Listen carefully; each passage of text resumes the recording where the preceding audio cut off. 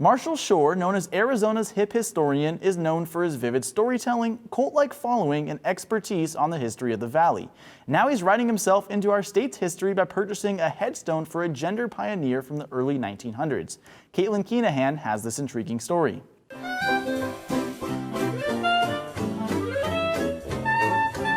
Imagine the way Arizona looked in the early 1900s.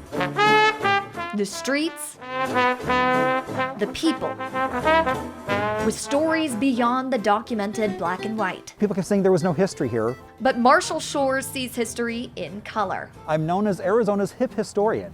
Also known as a local celebrity. So I want to welcome you to Arizona History Happy Hour. One of Marshall's friends, Erica Kempler, watched his audience skyrocket and said it's for a good reason. He doesn't simply study history, he's actually trying to make a significant mark in it. And Marshall made his footprint in history at Greenwood Cemetery in Phoenix, a lawn that celebrates the people who defined Arizona. You can tell a lot about a city by going and visiting a cemetery and seeing its history. To Marshall, each stone in Greenwood Cemetery represents a life with a story to share. But in the case of Nikolai DeRaylen, it was the absence of a headstone that made it so significant. It's a really amazing story. Nikolai DeRaylen visited Arizona to treat his tuberculosis. It didn't go so well for him. He wound up passing away a few months later.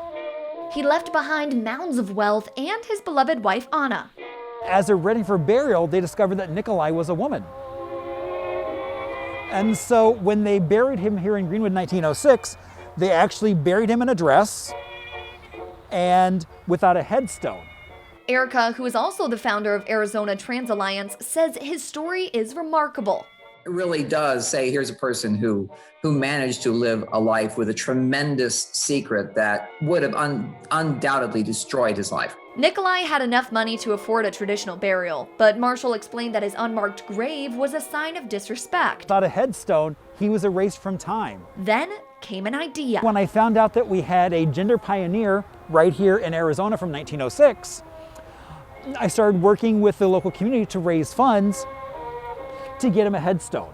It was really through his invitation I became a part of it. They capitalized efforts through social media and word of mouth. Going to bars and people giving money here, giving money there. In 2 years, they raised over $3,000, but the question remained, what should it say? It was my opinion that what we put on the headstone shouldn't be outing, should not out him as trans. My friend Erica came up with this quote and I was like, oh my God, that is perfect. A quote that speaks truth to Nikolai and the entire transgender community. To be yourself in a world that is constantly trying to make you something else is the greatest accomplishment. Now the headstone stands among the masses, securing Nikolai's spot in Arizona's LGBTQ history. So that's one of the things I try to give those marginalized communities a voice. A contribution that also writes Marshall into Arizona's story. In Phoenix, Katelyn Keenehan, Cronkite News.